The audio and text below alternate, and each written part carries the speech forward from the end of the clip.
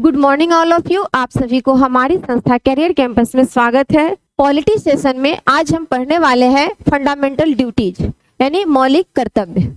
मौलिक कर्तव्य यदि हम देखेंगे कि इसका संवैधानिक स्थिति क्या है, मूल संविधान में इसका वर्णन था या नहीं, तो कई बार तो यही क्वेश्चन आ जाता है कि फंडामेंटल ड्यूटीज क्या मौलिक अधिकार जो है मौलिक कर्तव्य जो है क्या यह मूल संविधान में वर्णित था। तो सबसे पहला इसका क्वेश्चन है और इसका आंसर होगा कि नहीं। मौलिक कर्तव्य जो बात करेंगे हम मूल संविधान की बात करते हैं, मूल संविधान में फंडामेंटल ड्यूटीज नहीं थी, एक भी नहीं था, इसलिए मैंने यहाँ पे 0 लिखा है। तो इसे कब ऐड किया गया, क्यों इसकी आवश्यकता महसूस की गई, ये जो फंडामेंटल कर्तव्य है इसकी आवश्यकता क्यों महसूस हुआ देश को और क्यों इसे ऐड किया गया।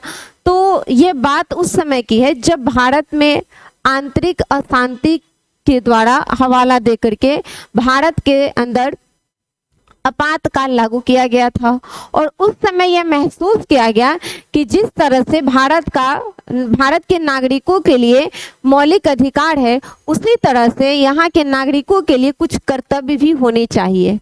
और इसी के कारण बाद में चल करके एक समिति का निर्माण हुआ, गठन किया गया, सरदार स्वर्ण सिंह समिति। सरदार स्वर्ण सिंह समिति इसके ही अनुशंसा पर भारत में फंडामेंटल ड्यूटीज को ऐड किया गया और संवैधानिक संशोधन हुआ 42 नंबर का कॉन्स्टिट्यूशन अमेंडमेंट, हम इसको शॉर्ट में लिख देते हैं, 1976 में। और इसके द्वारा टोटल कितने फंडामेंटल ड्यूटीज को ऐड किया गया संविधान में, तो 10। कितने थे, 10। हालांकि सरदार स्वर्ण सिंह समिति ने टोटल 8 फंडामेंटल ड्यूटीज ऐड करने की सिफारिश की थी, लेकिन जब अमेंडमेंट हुआ तो इसे 10 यानी 10 को फंडामेंटल ड्यूटीज को ऐड किया गया। तो ये भी ध्यान रखेंगे।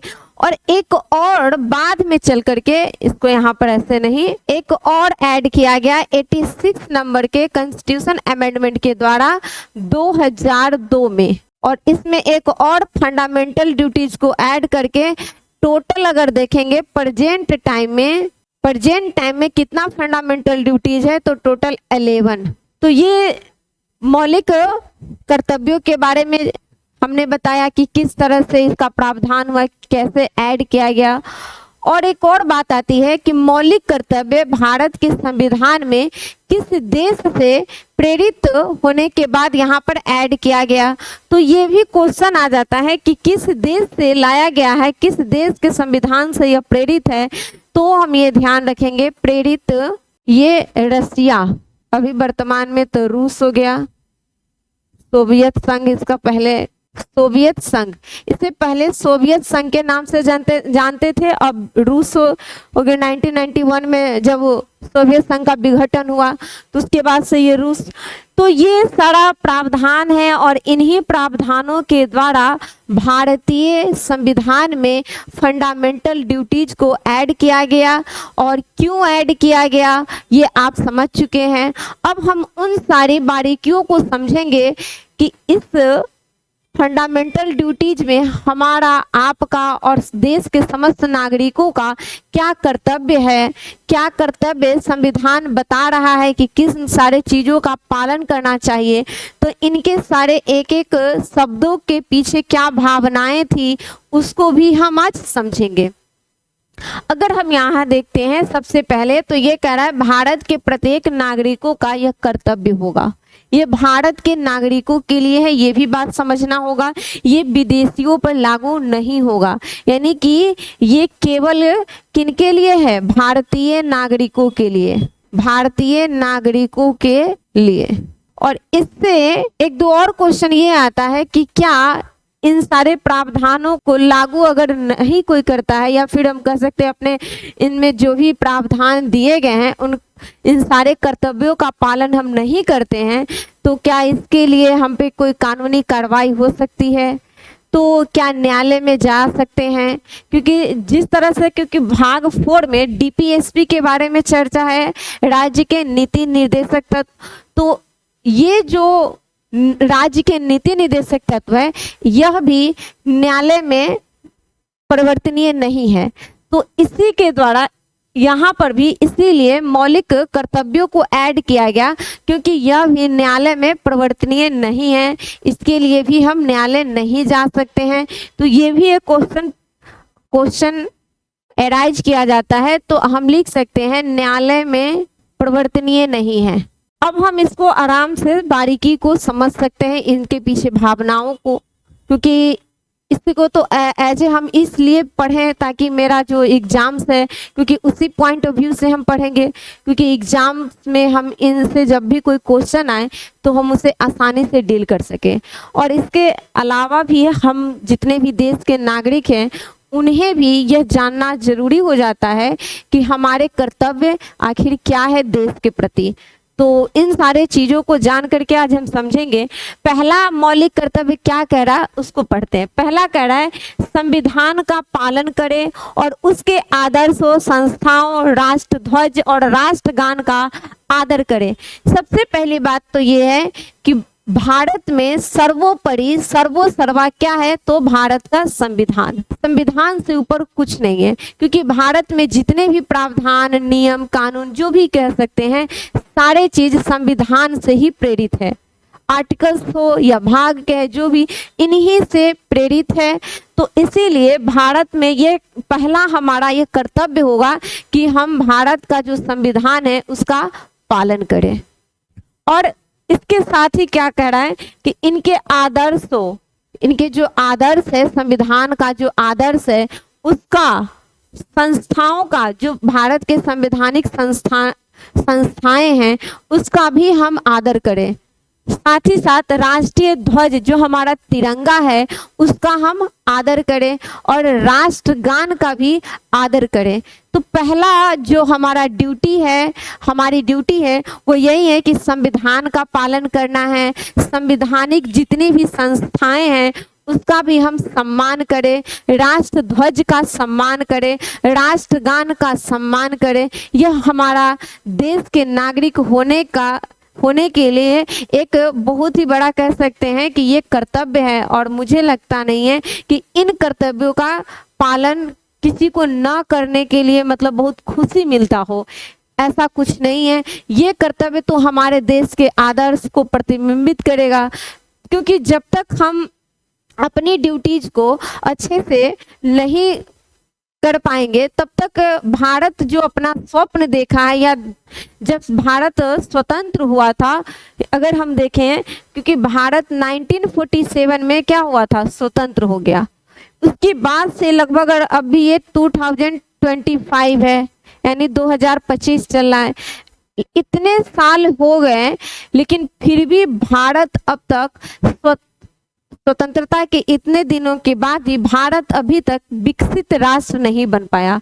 क्या हुआ है, तो अभी तक भारत एक विकासशील राष्ट्रों के ही कैटेगरी में है।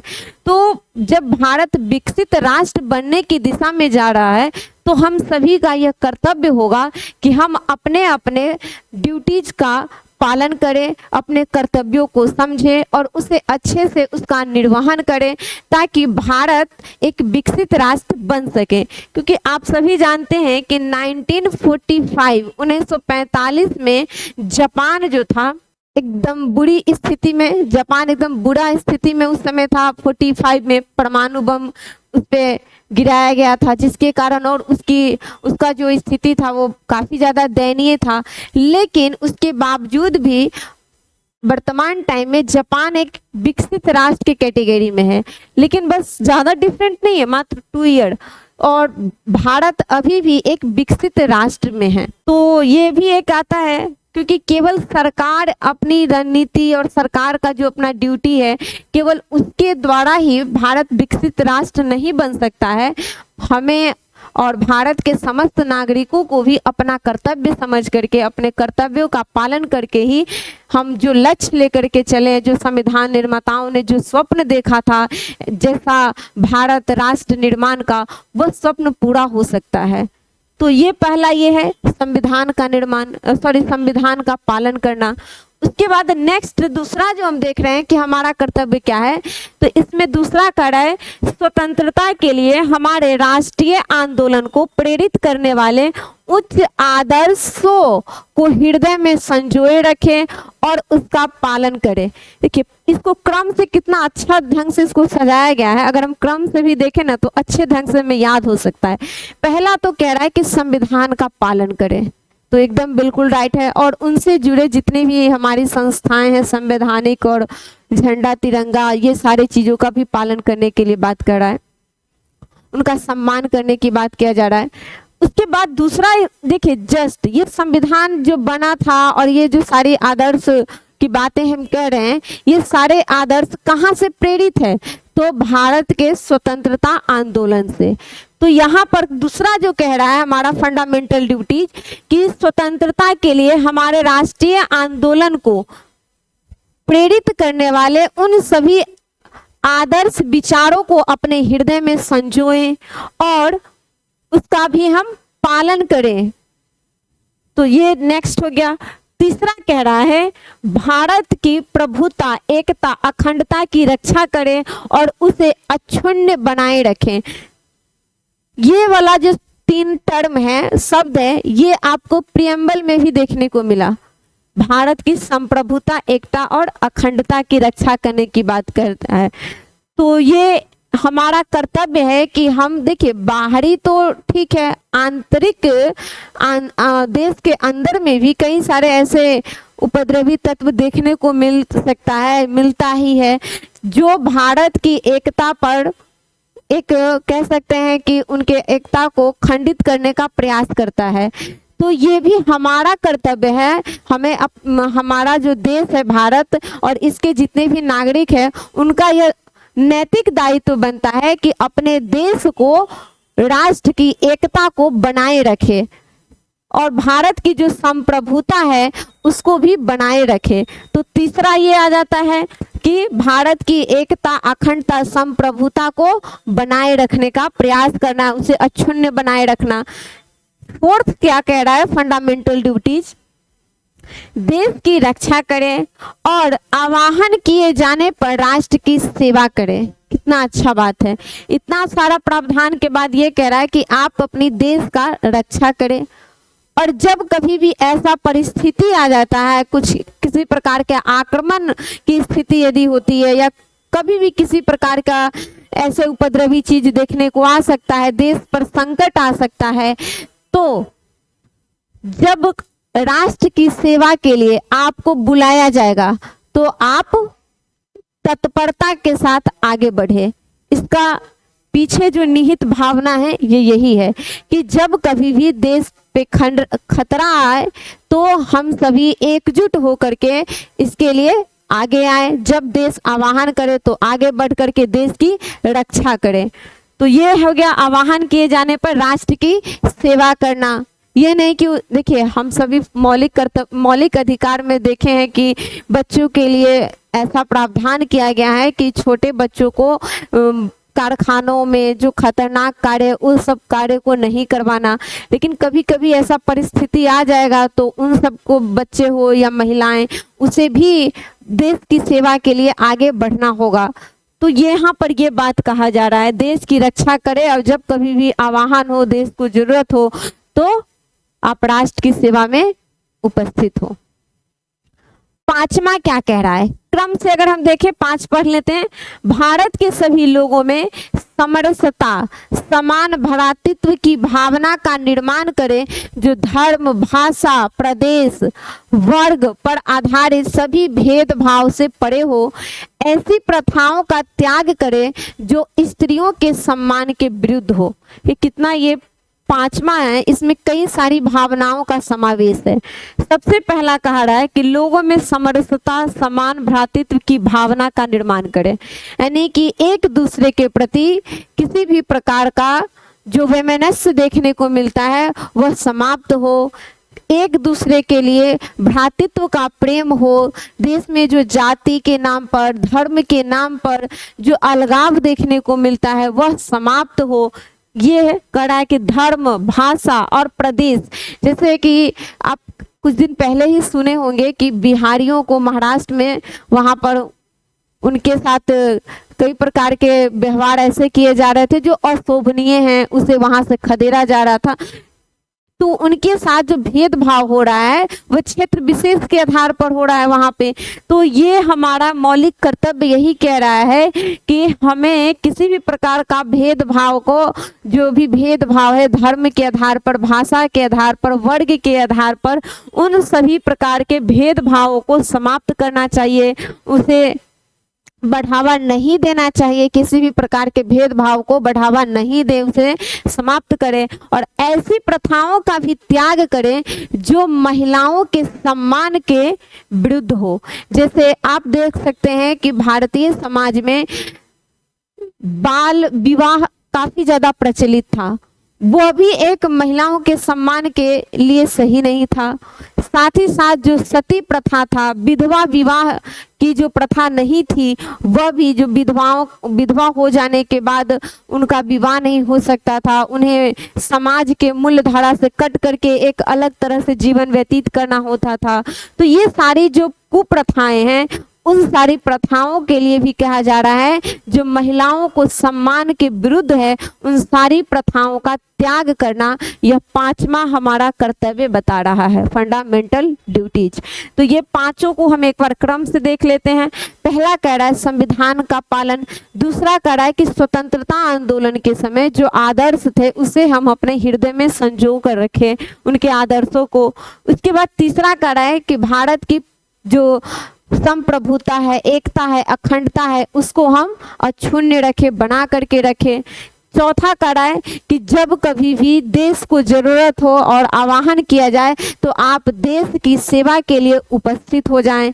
पांचवा कह रहा है कि भ्रातृत्व का जो भाव है देश में समस्त वर्गों के बीच में होना चाहिए और महिलाओं के प्रति सम्मान जनक व्यवहार होना चाहिए, वह सारी प्रथाओं का त्याग होना चाहिए जिससे महिलाओं के सम्मान पर ठेस या प्रहार हो।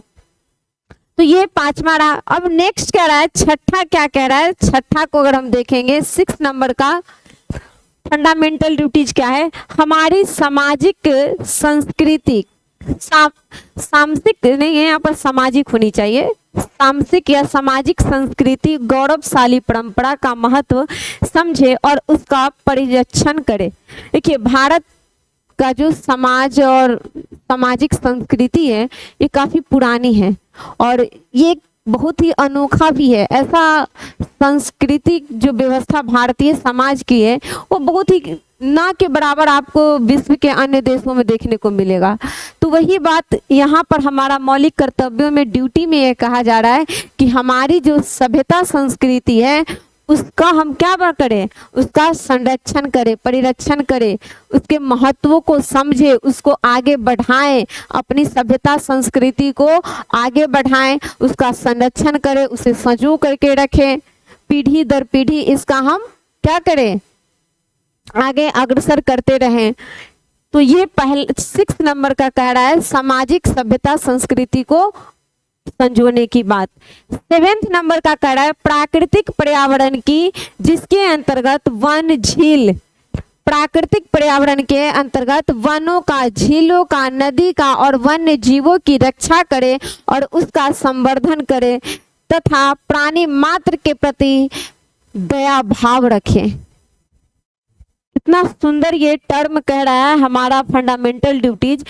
क्योंकि देखिए आप आज जो देख रहे हैं क्लाइमेट चेंज, पर्यावरण प्रदूषण, ये सारे जो प्रावधान देखने को मिल रहा है आज वैश्विक स्तर पर भी, तो ये बात उस समय लग गया था कि आने वाले समय में अगर हमने अपना पर्यावरण को संरक्षण नहीं किया तो हमारा जो जीवन है, मानवीय जीवन है, वो काफी कष्ट में व्यतीत होना शुरू हो जाएगा। यानी वह जीवन जो है, मानवीय जीवन, केवल मनुष्य का ही नहीं, अन्य जीव जंतु है जो भी, उन सबके जीवन प्रभावित होंगे। तो इसीलिए यह कहा गया है, यहाँ पर हमारा यह कर्तव्य है कि हम अपनी पर्यावरण को क्या रखें, संरक्षण दे, उसे संरक्षित रखें, और साथ ही साथ जितने वन हैं उसको भी हम सुरक्षित रखें, झीलों के साफ सफाई और झीलों को संरक्षण दें, वन्य जीवों के बारे में कह रहा है कि उसका शिकार न करे, उसको भी संरक्षित रखे, क्योंकि वन और वन्य प्राणी दोनों अत्यंत आवश्यक है पर्यावरण को संतुलित बनाए रखने के लिए। तो यहाँ पर यह भी बात बताया जा रहा है, रक्षा करे और उसका संवर्धन और पानी मात्र के साथ दया भाव करे, किसी भी प्रकार का हिंसा नहीं करने की बात यहाँ कर रहा है। हिंसा से यहाँ पर हिंसा करने से रोक लगाने की बात कर रहा है। यह फंडामेंटल ड्यूटीज में यह हमारा कर्तव्य होना चाहिए कि हम किसी भी प्रकार का हिंसा को बढ़ावा न दे, क्योंकि हिंसा से कुछ होने वाला नहीं है। किसी भी प्रकार का समस्या का समाधान हिंसा कदापि नहीं है। बेचारे गांधी जी हमारे जो थे वो इसी बारे में बताते बताते आज इस दुनिया में भी नहीं है और चले भी गए। तो ये भी एक बात है कि प्राणी मात्र के पास दया भाव रखने की बात कर रहा है हमारा फंडामेंटल ड्यूटी 7 नंबर का। 8 नंबर क्या कह रहा है, वैज्ञानिक दृष्टिकोण मानववाद ज्ञानार्जन तथा सुधार की भावना का विकास करे। 8वां है वैज्ञानिक दृष्टिकोण को रखने के लिए कह रहा है, मानववाद की बात कर रहा है और ज्ञानार्जन। देखिए कितना सुंदर ये टर्म है। यहाँ कह रहा है कि किसी भी प्रकार किसी भी प्रावधान या किसी भी विचारों को या किसी बात को हम ऐसे ही नहीं मान ले, अंधविश्वासी नहीं बने, बल्कि किसी भी चीज को मानने के लिए उसे तर्क की कसौटी पर पहले हम परखें। किसी भी चीज को तार्किक लॉजिकल चीजों को समझने के बाद ही हम उसका अनुसरण करें। वैज्ञानिक दृष्टिकोण का अनुसरण करने की बात कराए, अंधविश्वासी हम नहीं बने, ये बात करा फंडामेंटल ड्यूटीज में। तो ये कह रहा है कि वैज्ञानिक दृष्टिकोण और मानवतावादी होना चाहिए, कट्टरता के विरुद्ध। यह बात कह रहा है कि कट्टर विचारधाराओं का नहीं समावेश होना चाहिए, यानी मानवतावादी विचारों का पालन करना। तो ये सारा बात है ज्ञानार्जन तथा सुधार। देखिए यदि सुधार कितना अच्छा बात है, यदि प्रत्येक व्यक्ति अपने में सुधार ले आए, प्रत्येक व्यक्ति यह कर्तव्य अपना समझे कि मुझे सबसे अच्छा नागरिक बनना है और देश की सेवा अपने पूरे तन मन से करना है, तो मेरे हिसाब से यह देश पूरा भारत एक स्वर्ग के समान लगेगा। स्वर्ग, ऐसा स्वर्ग बन जाएगा जहां पर लोग कहेगा कितना सुंदर ये एक देश है। जैसे सोने की चिड़िया कहते थे, आज एक स्वर्ग के उपमा से इसे संबोधित किया जाने लगेगा। क्योंकि सुधार की बात यहाँ पर कर रहा है कि सुधार की भावना रखने के लिए अपने स्वयं में सुधार। अब नेक्स्ट कह रहा है सार्वजनिक संपत्ति को सुरक्षित रखें और हिंसा से दूर रखें। सार्वजनिक संपत्ति जो देश की संपत्ति है उसको सुरक्षित रखने का बात कहा जा रहा है और साथ ही हिंसा से दूर रहने की बात कर रही है। तो देखिए अगर हम देश की संपत्ति को नुकसान पहुंचाते हैं किसी भी प्रकार का, तो अगर हम उसको देखें तो अल्टीमेटली वह हमारा ही नुकसान हो रहा है।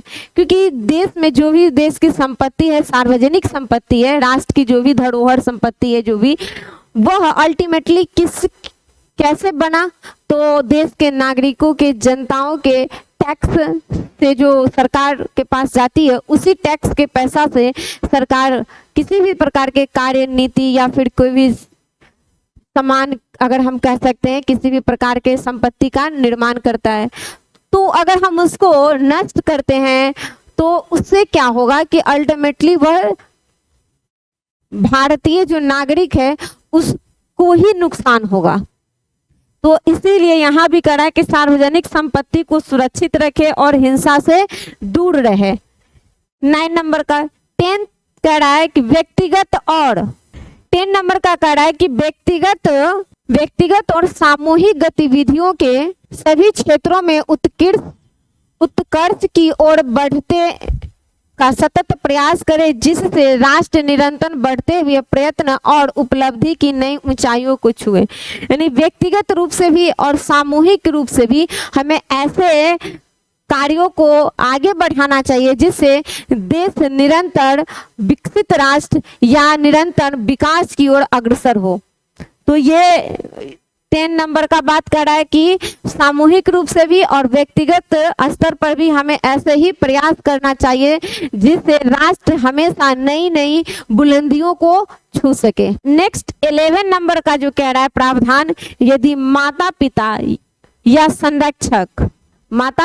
संरक्षक 6 वर्ष से 14 वर्ष तक की आयु वाले अपने यथास्थिति बालक या प्रतिपालन के लिए शिक्षा के अवसर प्रदान करें। यानी यह मौलिक कर्तव्य यह बता रहा है कि जो व्यक्ति, जो शिशु है, जो 6 से 14 यानी 6 से 14 वर्ष के आयु के जो बच्चे हैं उसके लिए निःशुल्क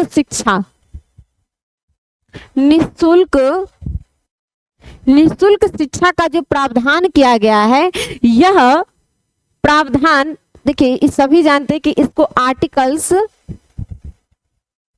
21 के क में ऐड किया गया 2002 में।